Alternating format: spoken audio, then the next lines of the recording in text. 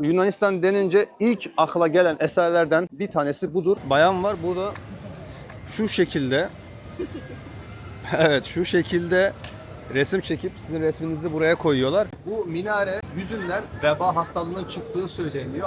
Cacığın ismi Caciki. Böyle köfte diyorsun, köfte eki. Hep bu Akropolis gelir. Yani bu kabul olmuştur. Cizleriye Camii bu bölgede çok popüler. Osmanlı'nın yapmış olduğu eserlerden bir tanesi. Maybe dünya finish. Dünya finish o. Genel olarak Atina güzel, beğendim. İnsanlar sakinler. Neden Atina diyorlar? Yani bunun sebebi ne? Athena kim? Şimdi zamanın kralı şöyle bir şey yapıyor. Diyor ki ben bu güzel şehre güzel bir isim vermem lazım. Bir de bu caminin mesela bir tane sütunu zamanında böyle bozuluyor. Sonra o bozulmadan dolayı veba hastalığının çıktığı söylenmiş. Adamın kendisi içeride yatıyor.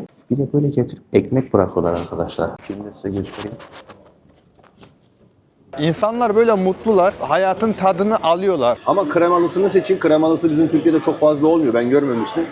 Bence gelirseniz kremalı bir bugasto yiyin arkadaşlar. Yunanistan'a geldiğiniz zaman Yunanların bayrağını her yerde göreceksiniz. 1.19 seri muzumuz var. 2 euro. Burada 1.19 muzun kilosu gördüğünüz gibi.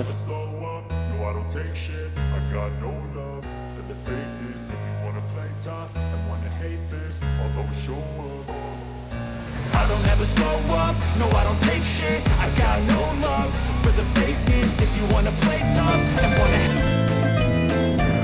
Arkadaşlar herkese İstanbul Havalimanı'ndan merhaba. Birkaç saat içerisinde Yunanistan'ın başkenti Atina'da olacağım. Müthiş bir seriye başlıyoruz. Orada 3-4 tane video yapmayı düşünüyorum. Duruma göre belki 2-3 de olabilir. Tam net bir şey söylemek istemiyorum. Burada gidip sizlere Yunanistan hakkında neler görüyorum, neler yapıyorum. Hani tek tek şimdi anlatmak istemiyorum detaylı. Hani gidip göstermeye çalışacağım. En ince ayrıntısına varana kadar. Fiyatlar nedir, o nedir, bu nedir tek tek üzerinden geçeceğiz. Yunanistan'ın zaten ne kadar önemli bir yer olduğunu birçoğumuz biliyoruzdur. Hipokrat oradan çıkmış. İşte Aristoteles, matematik, Platon, işte demokrasi orada bulunmuş. Buna benzer birçok şey var. Birçok araştırma yaptım sizler için.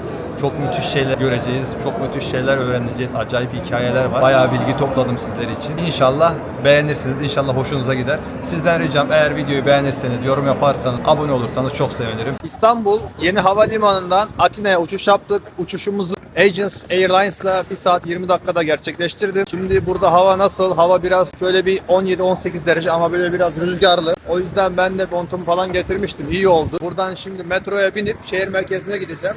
Pasaport kontrolü çok basit oldu. Adam aldı, baktı, direkt kaşeyi vurdu. Ben de çıktım. Burada taksiler falan var. Böyle güzel Avrupa bayrağı. Bir bayrak daha var orada sarı olan. O sarı olan da hava yollarının bayrağı büyük ihtimalle. Zaten şöyle bir şey var. Yunanistan'a geldiğiniz zaman Yunanların bayrağını her yerde göreceksiniz. Bu adamlar her yere bayrağını koyuyorlar yani. Çok ilginç bir şekilde adamlarda bayrak sevgisi var. Bilmiyorum niye böyle yani. Bu kadar da olmasa gerek yani. Birçok yeri gezdim, gördüm. Yunanlarda çok şaşırdım yani.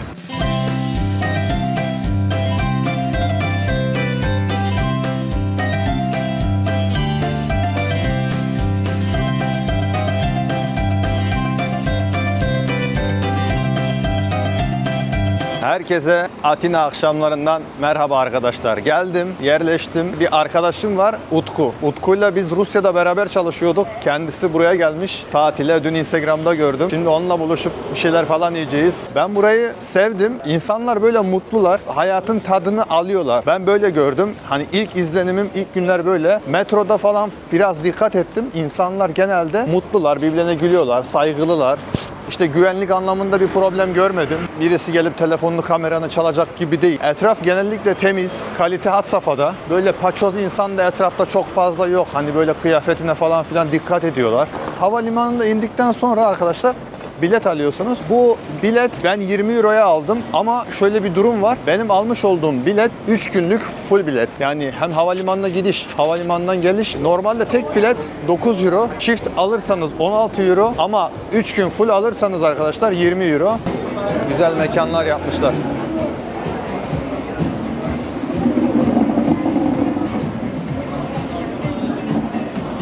Bu karşıda bulunan yer arkadaşlar İstanbul'un Sultanahmet'i gibi diyebiliriz. İnsanlar genelde burada toplanıyorlar. Ben de şimdi Utku'yla burada buluşacağız. Şu karşıda 360 denen bir yer var. Orayı falan Airbnb'den tutmuş olduğum arkadaş orayı övdü. Oraya git dedi.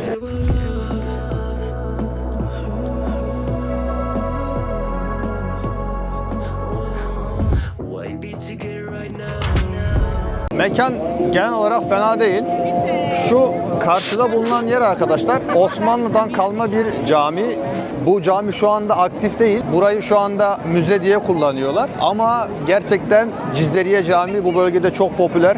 Osmanlı'nın yapmış olduğu eserlerden bir tanesi. Gelirseniz zaten Monosraki Meydanı'nda mutlaka göreceksiniz. Benim size tavsiyem gelirseniz mutlaka ama mutlaka bu meydana zaten uğrayın. Biraz önce size bahsetmiştim. Utku'yla biz Rusya'da 4-5 yıl beraber çalıştık. Sonradan ayrıldık tabii. Yollarımız ayrıldı. Şimdi kendisi Adana'da çalışıyor. Ben başka yerde çalışıyorum. Ben Adanalıyım. Adana'da yaşıyorum. Utku'yla burada karşılaştık. Atina'da. Şefim ne demek? Sabancı Camii'nde buluşacaktık ama burada Atina'daki camide artık kısmet oldu. Evet. Bir de bu caminin mesela bir tane sütunu zamanında böyle bozuluyor. Sonra o bozulmadan dolayı veba hastalığının çıktığı söylenmiş. Evet. Böyle de bir hikayesi var. öyle Doğru. bir Bir nevi lanetli cami gibi bir şey Öyle gözüyle bir bakıyorlar şey arkadaşlar. bakıyorlar. O yüzden herhalde kapatmışlar. Kullanılmıyor yani. Galiba orada yine tabelası var işte cami Evet. falan diye. Yarın gündüz vakti hepsini size göstereceğim arkadaşlar. Şimdi kardeşimle beraber şöyle biraz restoranlara falan bakacağız. Bakalım burada ne yeriz, ne içeriz bir gidelim bakalım. Olur mu? Bakalım. Hadi görüşürüz o zaman. Arkadaşlar şimdi tavernaya geldik. Şimdi size masamızı gösterelim. Utku şefim uzuyu açmaya çalışıyor. Şöyle bir Greek salat var arkadaşlar. Burada bir caciki var. Bizim bildiğimiz cacığın ismi caciki olmuş burada. Uzo bildiğimiz rakı gibi. Sulaki denen bir yiyecek var. Onu söyledik. O gelecek. Arkadaşlar tavernada hani biz Türkiye'de meyhane diyoruz ya. Yunanların meyhanesinin ismi de taverna. Cacığın ismi caciki. Köfte diyorsun köfteki. Hep bu şekilde isimler var. Yani zaten birkaç güne bunların hepsini öğreneceksiniz. Duyacaksınız benden.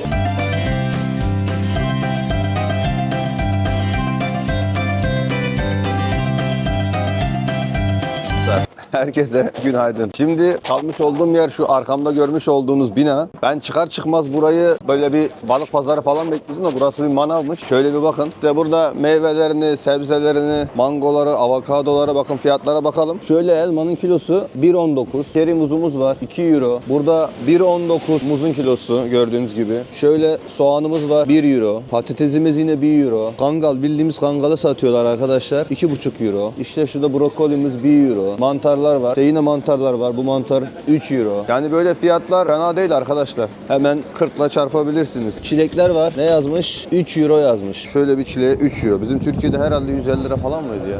İşte Akropolis'e doğru giderken sebze fiyatlarını göstermek istedim. Kuru yemişler falan da var. Böyle çok güzel bir yer yapmışlar.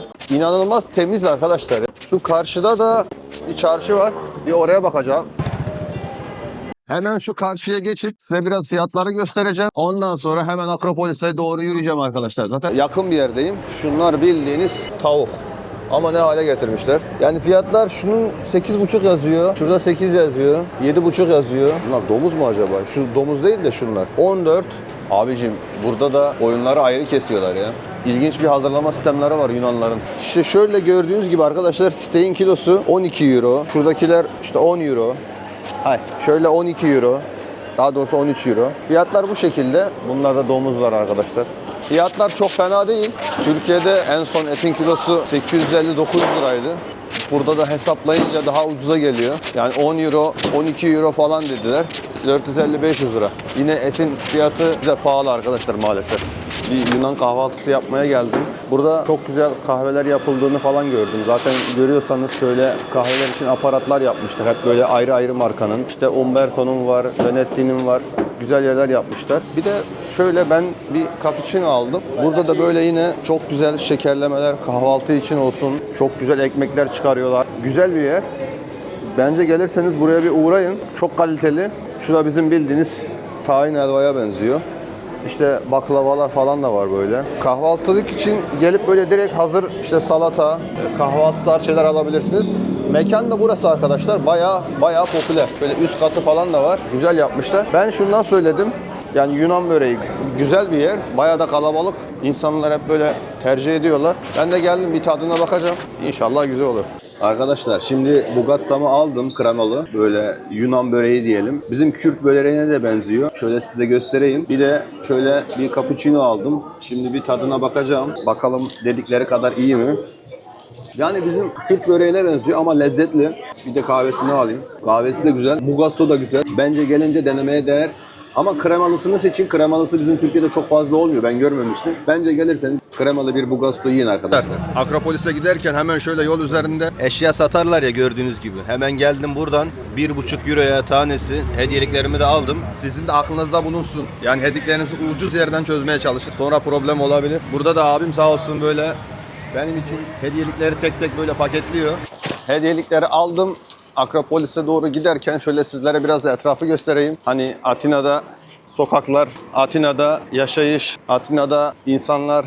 Genel olarak Atina güzel. Ben beğendim. İnsanlar böyle sakinler. İnsanlar bence mutlular. Bana öyle geliyor. Çünkü bizim oraya baktığımız zaman ve buraya baktığımız zaman maalesef buradaki insanlar, keşke biz de onlar gibi mutlu olabilsek. Daha umutlu olabilsek. Mesela dün akşam arkadaşım Utku'yla beraber dışarı çıktık. Biraz böyle yürüyüş falan yaptık. Gerçekten insanlar eğleniyorlar, yaşıyorlar. Ve bunu yapanlar arkadaşlar genelde Yunanlar vardı. Avrupa ülkelerinden insanlar da vardı. Birçok başka yerden gelen insanlar vardı ama Yunanlar da çoktu. Bizim orada maalesef kendi insanlarımız turizm bölgelerinde işte böyle İstanbul'un iyi yerlerinde falan takılamıyorlar. Arkadaşlar bademlerin fiyatları 11.40, üstündeki 15.90. Orada kajumuz var 18.90. Antep fıstığımız var 24.80. Cevizimiz var 13.80. Yer fıstığımız var 4.90. Buraya böyle incirlerimizi, balıklarımızı da koymuşlar sağ olsunlar. Şu balık olayını burada ilk kez böyle görüyorum. Hani Rusya'da biraz daha değişikti. Herhalde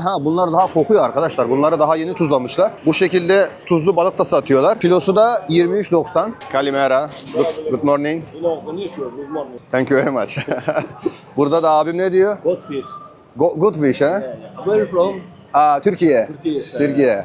İstanbul. Istanbul. Adana. You know Adana? Mashallah. No. Albania, Arnavut. Kalimera. Good morning. Good morning. Thank you very much. Burada da abim ne diyor? Good fish. Good fish, ha? Where you from? Türkiye. Türkiye. İstanbul. Istanbul. Adana. You know Adana? Mashallah. No. Albania, Arnavut. Oh, you are Arnavut. Oh, very good. Assalamu alaikum. Assalamu alaikum. Alaikum salam. Muslim. Yeah, I'm Muslim. Maybe dünya finish. Dünya finish. Oh. You are also Muslim, ha? Alhamdulillah. Alhamdulillah. Bu- Selamun aleyküm ve rahmetullah. Arnavut kardeşimle burada tanıştık. Helal olsun, burada çalışıyor güzel. Bayağı da sıcak bir insan. Yani gelirseniz buraya bir uğrayın. Benim kalmış olduğum yer var da arkadaşlar, ilk gösterdiğim pazar. Onun karşısında güzel böyle tezgahı var. Bence bir gelin, fena da olmaz yani. İyi de bir arkadaş, sağ olsun, böyle çok sıcakkanlı. Bildiğiniz yerden almakta her zaman için fayda var. Şimdi balıkçılar pazarına doğru giriş yapıyorum. İşte karideslerimiz. Hi, good morning. Levrekler 7. Çupralar yine 7. Direkt arkadaşlar güncel kurla çarpabilirsiniz. En son 39'du. İşte yine jumbo karidesler 12. Ahtapotları görüyorsunuz, buyurun. Şurada diğer karidesler var. 3.98. Nasıl arkadaşlar? Ben pazarı beğendim. Acayip balıklar var ya. Ahtapotlara falan baksanıza. Hiç bu kadar büyüğünü görmemiştim. Lüfer falan. Lüfere bakın. Lüfer 6. Yani birçok balık var. Görmüşüm ama şu anda ismini tam bilmiyorum. İlginç. Abi Yunanlarda balık kültürü farklıymış arkadaşlar. Bu neymiş ya? Burada da bir şey satıyorlar ama tam bunun ne olduğunu bilmiyorum. İlginç bir yer. Yunan balık pazarı arkadaşlar. İlginç, değişik. Akropolis'e yürürken her şeyi görüyorum ya. Kahvaltımı yaptım. Hediyelik eşyalarımı aldım. Yolda bir kardeşimle karşılaştık. Ondan sonra böyle balık pazarı. Sabah zaten kalmış olduğum yerin karşısında kasap çarşısı vardı. Atina'yı ben sevdim. Atina'da her yer birbirine yakın. Motor kullanmanıza, araç kullanmanıza falan yok. Kompakt bir yer. Nereye gitmek istiyorsanız hemen hepsi birbirine yakın. Zaten gelmeden de öyle demişlerdi. Buraya gelince de fark ettim. Bence gelirseniz falan taksiye binerim, işte metroya çok fazla binerim gibi düşünmeyin. Eğer Atina'nın içinde kalacaksanız. Geri kalan yerlerde problem yok. Küçük güzel bir kilise gördüm böyle. Mimarisi falan da fena değil. Hemen araştırdım. Osmanlı döneminde yapılmış bir kilise. Zamanında orada birisi ölüyor. O ölen kişiyi onurlandırmak için orada bulunan zamanın işte kralı, padişahı kimse o yapıyor.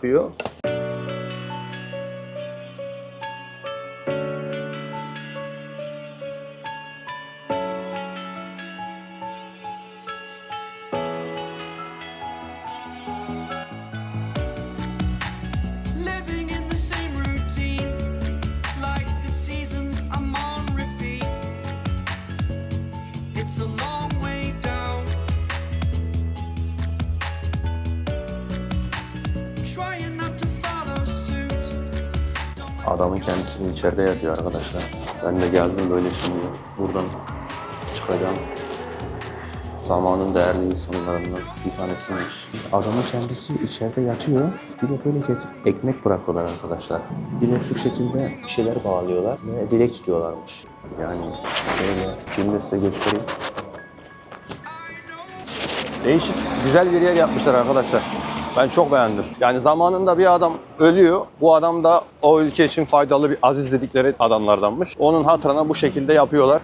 Güzel. Arkadaşlar şu anda bulunmuş olduğum yer size bahsettiğim Monostraki Meydanı. Monostraki Meydanı'na geldiğiniz zaman sizi iki şey karşılayacak arkadaşlar. Böyle bir tanesi çok eski zamanda yapılmış bir kilise, diğeri ise Osmanlı mimarisi olan bir cami. Şöyle camiyi şu an arkamda görebiliyorsunuz.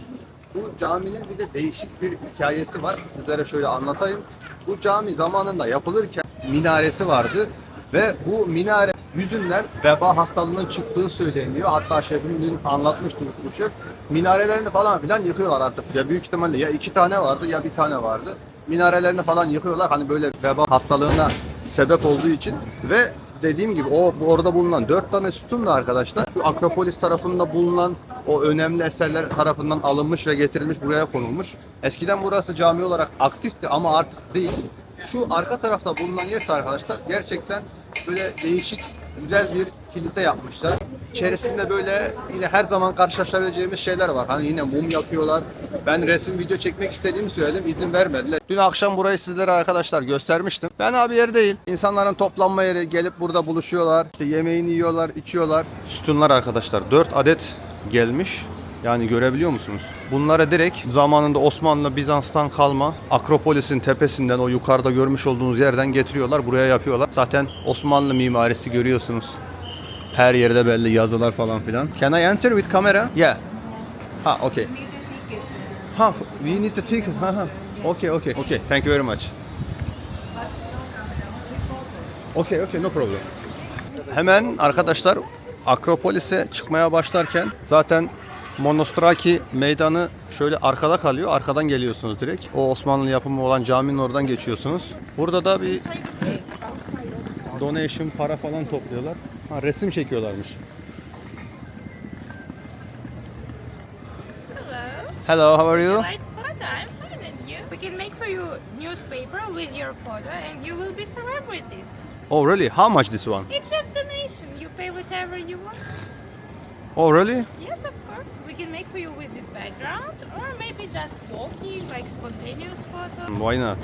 Do you want to try? Yes. Let's look. I will show you more Şimdi beautiful example. Akropolis'e çıkarken arkadaşlar o Osmanlı yapımı caminin orada böyle bir bayan var. Burada şu şekilde evet şu şekilde resim çekip sizin resminizi buraya koyuyorlar. Bu da isterseniz 1 euro, isterseniz 5 euro, o da 2 euro, o da size kalmış. Bir donation yani bir bağış yapmanız lazım diyor. Bu da bence güzel bir durum. Şöyle de tezgahı var, size göstereyim. Evet, karşınızda Yunan bir fotoğrafçı. Bağış karşılığında resim çekiyor burada. Arkadaşlar şimdi o gazetenin üzerine resmimi bastı o arkadaş. İstediğiniz parayı verebiliyorsunuz. İsterseniz 50 cent verin, isterseniz 1 euro verin. Ben de birkaç euro vardı bozuk. Çıkardım, o bağış kutusunun içerisine attım. Buradaki paraları da Ukrayna'ya falan gönderiyorlarmış. Bunu birçok ülkede daha yapıyorlarmış. İşte İspanya'da, İtalya'da, birkaç yerde daha. Hepsi Ukraynalı bir ekip. Kendi ülkelerine bağış yapıyorlar. Bu şekilde bir para kazanma yöntemi.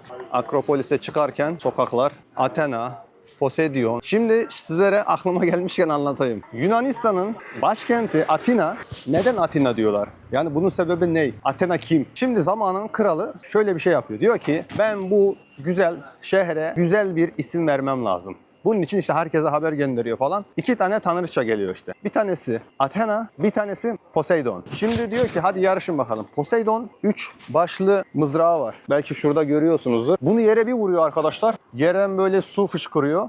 Ve herkes şok içerisinde, herkes çok beğeniyor falan. Herkes düşünüyor ki tamam Athena'nın işi bitti. Sonra suyu bir test ediyorlar. Bakıyorlar ki su tuzlu su. Su tuzlu su olunca halk diyor ki biz tuzlu suyu ne yapacağız? Zaten her yerimiz su, bizim anasını satayım. Ondan sonra Athena yavaş şekilde değneğinin ucunu yere değdiriyor.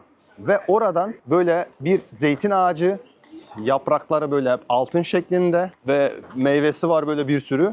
Bunu gören halk tabii zeytinin ne kadar uzun yaşadığını, zeytinin ne kadar Yunanistan halkı için önemli olduğunu söylüyor ve halk bundan sonra diyor ki tamam, bizim şehrimizin ismi Athena olmalıdır. Ondan sonra Atina'nın ismi Athena diye kalıyor arkadaşlar. Arkamda görmüş olduğunuz dar sokakların içerisinde yapılmış yerler var. Şimdi biraz yürüyeceğim. Çünkü Akropolis bayağı yüksekte arkadaşlar. Akropolis'e doğru yürürken hem video çekeceğim hem sizlere işte böyle bildiğim kadarıyla anlatmaya çalışacağım. Adamlar güzel düşünmüşler, güzel yapmışlar ve koruyorlar. Bu da güzel bir şey. Şimdi yine karşımıza başka bir şey çıktı. Buna benzer bir yapıyı da Antalya, Manavgat, Side'de görebilirsiniz. Apollon Tapınağı diye geçiyor. Fena bir yer değil. Buradan da ticket ofis var diyor. Ticket almanız lazım. Şimdi şu tepeye kadar nasıl gideceğim bilmiyorum abi. Yoruldum şimdiden. Arkadaşlar Akropolis'e kadar geldim. Ticket'ımı aldım 10 euro karşılığında. Görüyor musunuz kuyruğu? Böyle full. Ön tarafa da şimdi size göstereyim. Böyle saat 11-12 arası kuyruğu bu. Kalabalık. Gelirseniz aklınızda bulunsun. Artık kaç saat sürer bilmiyorum. Ben biraz yanlış yaptım geç kalarak. Sabah uyumayı sevdiğim için uyudum biraz. Kalktım, takıldım, gezdim, mezdim. Akropolis'e geldik şimdi. Burada ne kadar bekleyeceğiz bilmiyorum. Sizlere hap bir bilgi vermek istiyorum. Akropolis'e geldiğiniz zaman, yani daha doğrusu Atina'ya geldiğiniz zaman Akropolis'e hangi gün gidecekseniz o saatlere uygun biletlerinizi alın. Yoksa bu arkamda görmüş olduğunuz sırayı şöyle göstereyim. Bir de şu arka taraftaki sırayı beklemek zorunda kalırsınız. Örneğin burada saat 9 ile 10 arası olacaksanız veya 10 ile 11 arası olacaksanız hangi saatler arasını seçerseniz o saatler içerisinde sizi içeri alabiliyorlar. Ondan dolayı biletinizi buraya gelmeden önce internet üzerinden Akropolis Ticket diye yazın. Direkt oradan alabilirsiniz. Gelince benim beklemiş olduğum sıraya beklemeyin. Yoksa en az burada 2 saat kaybedersiniz.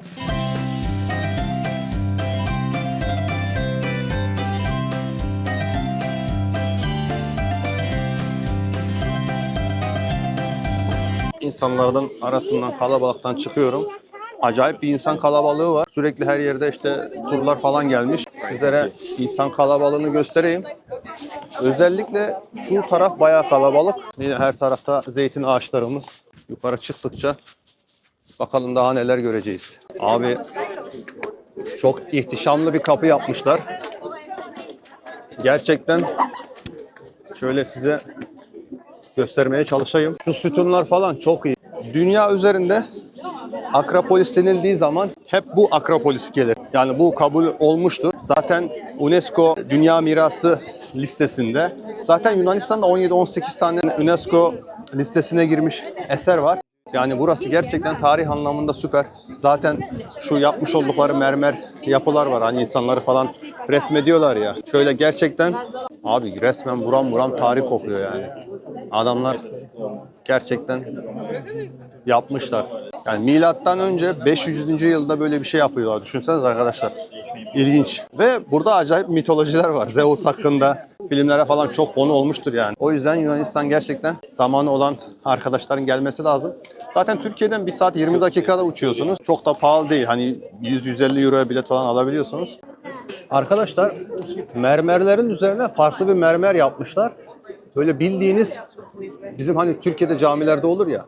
Aynı o şekilde düşünebilirsiniz. Abi sütunlar falan çok iyi. Baksanıza mesela hep böyle atıyorum 2 metrede bir, 3 metrede bir birleştirmişler. Hani ihtişamlı güzel bir kapı yapmışlar.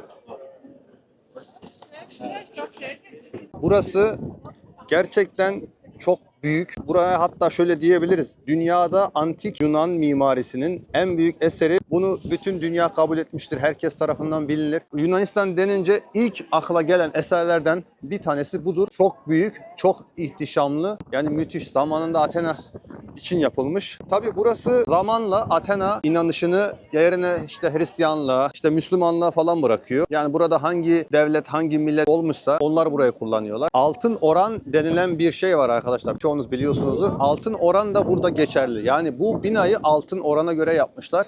Bu da gerçekten burayı farklı kılan etkenlerden bir tanesi. Çok başarılı olmuş. Şimdiki mimariler falan şimdi kamerada çok görünmüyor ama arkadaşlar o heykelleri falan koymak mesele yani. Arkadaşlar hani Akropolis'in tepesine çıktığınız zaman sadece sağda görmüş olduğunuz Parthenon tapınağı değil, başka yapılar da var. Gerçekten çok büyük ve çok ilgi çeken bir yer. Birçok insan burada yani yürürken bile zorlanıyoruz şöyle. Dünyada herkesin aklına arkadaşlar Akropolis denildiği zaman işte bu Atina'daki Akropolis gelir ama Akropolis İzmir'de de vardır, Bergama'da, Rodos Adası'nda da var. Ne bileyim dünyanın birçok yerinde var. Akropolis demek yukarıda bulunan bir şehir demek. Dünyada ne kadar varsa hani böyle tepelere kurulmuş yerlere genelde Akropolis derler. Bizim aklımıza başka şeyler geliyor. Hani sadece bu isimmiş gibi de sadece isim değil aslında. Normal o sütunların etrafına da arkadaşlar beyaz böyle bir mermer yapmışlar. Tabii onlar zamanla yıkılmış ama yine de çok ihtişamlı, çok büyük duruyor ya. Akropolis'i arkadaşlar hani Atina'nın en yüksek yerine inşa etmişler. İnsanlar burayı Cilalı Taş devrinde gelmişler, yaşamaya başlamışlar. Buralarında bayağı ilginç hikayeleri var. Zeus burayı Athena için yaptırıyor. İşte şehrin koruyucusudur Athena. Buna benzer birçok böyle mitoloji var. İnsanlar buna inanmışlar. Burada da hemen böyle Yunanistan bayrağının altında insanlar toplanmışlar. Resimler çekiyorlar. Hani biraz daha yüksek noktaya gitmişler. Buraya bir Gözcü Kulesi falan diyebiliriz. Abicim insan kalabalığından resim video çekemiyorum ya. Böyle bir şey var mı ya? Kafayı yiyeceğim arkadaş. Gerçekten insan kalabalığından resim video çekemiyorum. Tepeye yapıyorlar Akropolis'i ki sağdan soldan gelebilecek saldırılara karşı önlem almak ve tabii daha güzel bir manzara. Atina'yı ben çok beğendim. Çok tarihi bir şehir. Böyle kendi kültürü, kendi değişik yerleri var. Bu yapıları görebiliyorsunuz zaten.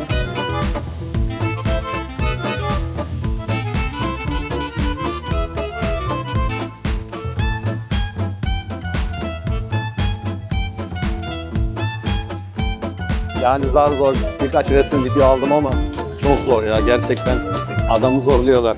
Şöyle tepede Yunan bayrağı. Şimdi tekrar sıraya girip böyle yavaş yavaş çıkacağım. Yunanistan'a hani gelmiş olduğunuz zaman ilk gelmeniz gereken yerlerden bir tanesi arkadaşlar. Gerçekten bu Akropolis. Akropolis'in tepesine çıkmak lazım. Burası hani gelip de buraya görmeden gittim derseniz insanlar size gülerler yani. Gerçekten burası o kadar önemli bir yer ve dünya üzerinde gerçekten kabul edilmiş bir yer. Kalabalığı görüyor musunuz? Yani dünyanın birçok yerinden gelen insan burada. Sırf bu Parthenon tapınağını görmek için, buranın hikayelerini dinlemek için, buranın yemeklerini tatmak için gelmiş binlerce insan. Ve herkes sırada bekliyor ya. İlginç bir şekilde her yerde sıra var arkadaşlar. Atina'yı böyle çok düzenli bir şehirmiş gibi düşünmeyin. Bizim İstanbul'a falan benzetebilirsiniz. Niye böyle söylüyorum? Bunu söylememin sebebi şu. Atina bir anda başkent kabul ediliyor. Ve adamlar diyor ki hemen burası başkent falan oldu.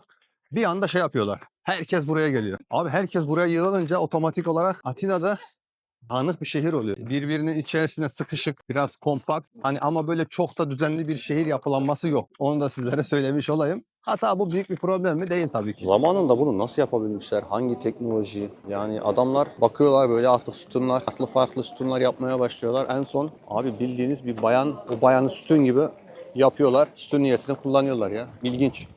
Biraz önce iki tane arkadaş resmini çeker misin dediler. Resmini çektim. Nereli olduklarını bilmiyorum da büyük ihtimalle Avrupalılar. Ama Yunan değillerdi büyük ihtimalle. Fark ettiğim bir şey vardı. Biz çok aceleciyiz. Gerçekten çok aceleci yaşıyoruz. Bu adamlar öyle relax ki. Düşündüm lan dedim bu çocuk böyle hani telefonu alıp verirken böyle bizim gibi böyle bir panik ya da ne bileyim hemen yapayım diye değil. Relax yavaş yavaş sinir stres yapmadan bayağı böyle iyi takılıyorlardı. Dedim helal olsun. Bir de gel bana bak.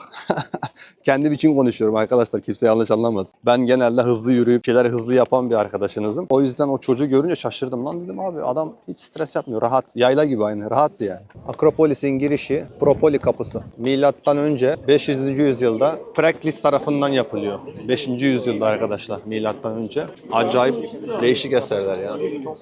Böyle mermerlere falan bakınca insan böyle şaşırıyor yani gerçekten.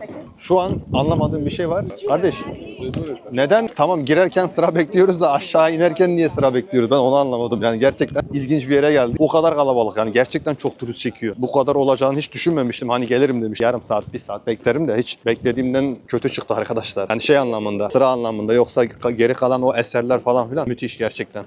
Şurada yine o aslan, kaplan gibi eserleri görebilirsiniz. Abi Yunanistan'ın da zeytinleri bizim Türkiye'nin zeytinleri gibi gerçekten popülermiş. Arkadaşlar buraya da Akitus tiyatrosu diyorlar. Burası şu anda insanlar buraya giriş yapamıyorlar. Bilet falan da satmıyorlar. Ama burası müthiş bir yer değil mi arkadaş? Baksanıza ya. Yani burayı çok iyi korumuşlar. Özellikle şu mermer olayı var ya beyaz mermer. Kaplama yaptıkları mermer. O olayı çok güzel korumuşlar. Çok beğendim bu tiyatroyu. Hani diğer birçok yere gittik gördük hani burada. Hep zarar görmüş. Böyle bayağı bir yıpranmış ama burası o özellikle o tiyatronun hani o oturma yerleri var ya arkadaşlar stadyum gibi. Oralar falan çok sağlam, çok temiz duruyor. Şimdi başka bir bölgeye geçiyorum arkadaşlar. Biraz da orada takılalım hadi.